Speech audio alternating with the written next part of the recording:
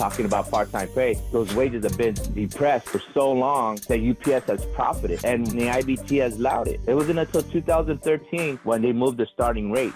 Which side are you on? Which side are you on? We've got a 714 caller. You're on the air. Buenos dias, gentlemen. It's Jose Francisco Negrete from Local 952 out here in the most happiest place on earth, Anaheim, California. Jose, nice to hear from you again. What's on your mind? Well, one is that Southern California is really becoming a hot labor summer out here. We just had SAG-AFTRA announce on Thursday that they're on strike. Of course, we have the WGA riders. We have the medieval time workers in Buena Park, California. They've been on strike for 190 days or something like that, some crazy amount. Or probably, no, 300 days, I believe. They've been on strike for a while. And then we have our 84 brothers and sisters out there in Palmdale extending the picket line throughout these United States to kind of disrupt Amazon, little guerrilla tactic, I guess you want to put it. So, I'm here as a rank and file, as a Teamster mobilized, and I was hearing the brother from Georgia talk about, but yeah, we have that classification, 22-3s, which are paid less than a full-time driver. So we talk about all these two-tier systems. Oh, we want to abolish the two-tier system, but I mean, we have so many classifications that it created like a two-tier system when it came to wages. So I hope one day, with the 22-4s being eliminated, okay, that's step one. The other step is bringing 22-3s to the same pay as a regular package car driver and closing the gap between full-time and a part-timer. Full-time, we go unseen.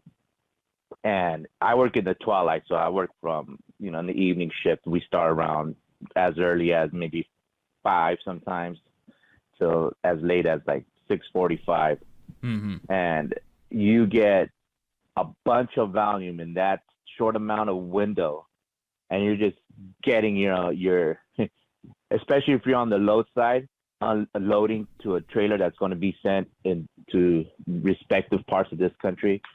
It's just you're just drenched in sweat, regardless if it's in the winter or in the summer. You're just drenched, Right. So as a Teamster mobilized, we've been advocating for a $25 starting pay, which the gentleman said from Ohio, if you put that in an inflation calculator, it would that pay that he had in 1988 till now, it'll probably be around $25.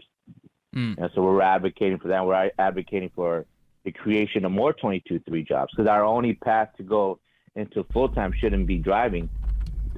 Take me, for example, in 2002, 2003, I wanted to go driving because, I was hearing how much drivers were making. I would talk to some of the drivers too, and I was like, damn, okay, maybe I should go into driving.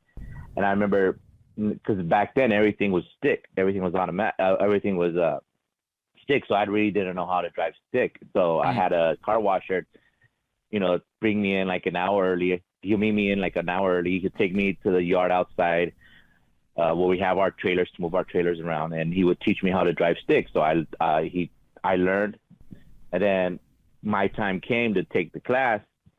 So I took a non-road test. And then I passed that. And then when I took my physical, I failed because my right eye, the optic nerve, is so weak. So I failed.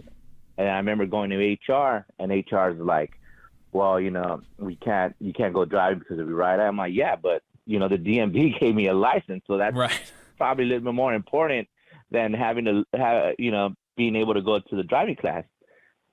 He then says, well, you're a liability for UPS because something happens to your left and you have to use your right. And at that moment, I'm glad we're not on the regulated by the FCC right now. So I said, fuck it. I was like, fuck you then, because, that was my only path to go, for me to go full time in a quicker pace. That's why I've been working a second job for the last 17 years now. as a Yeah. instructional assistant for the Anaheim Union High School District, because I knew that if I wasn't going to be able to drive, then for a chance for me to go full time inside the trajectory would have been long.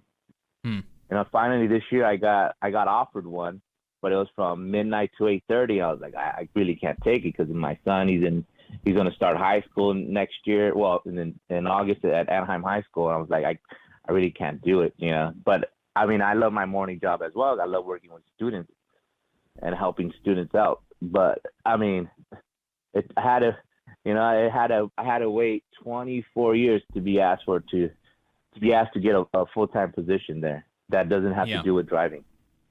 Yeah, that's another thing that I've seen in the comments is and it has been, and of course when I mention these negative comments, they are by far the minority. I mean, basically all of the comments, especially from Teamsters, have been supportive, like the ones in the chat. But there have been a few that have really kind of befuddled me. And another one was like a package car driver saying, well, just go full time if you want to support a family from a UPS. Like, just go full time, like as if, oh well, well, I hadn't thought of that. Well, well, thank you. It's because they when drivers say that, it's coming from like a singular perspective in my understanding, because they were able to go full time and right. Within that 5-year span, 6-year span, or whatever the driving wait time was for their respective hubs. But some people can't go driving for medical reasons and other reasons. Some are caretakers, so they can't really go out driving, because if you go driving, you're committed to at minimum 8 hours. But every driver knows you really don't stay out there for 8 hours unless UPS starts messing with the volume, and starts cutting your route or whatever it may be. So right. You're really not out there for 8 hours. And so if you're a caretaker, being your mother, your father, whoever it may be, right? If you're driving, you're out there for a while, and you can't, you need to be taking care of what you need to be taking care of. If there's more creation of full-time inside jobs, then they have, okay, you know what? Well, I'm going to work these 8 hours, and then I know I could go home and do what I need to do. Take care of my loved one. Or in my case, I could actually I could actually drop one job, drop the other job, and keep one. But, it just, the one I was given to, I just really couldn't because of the hours, And sometimes they just give you these, like, hours that are just, like, too, like, I really can't. You expect me to get off at 8:30, take my son, take a, 4-6 hour nap, if my best son has a basketball game, wake up, go there, then get ready to go to work. No, I wish they made a little bit more accessible hours when it comes to full-time jobs.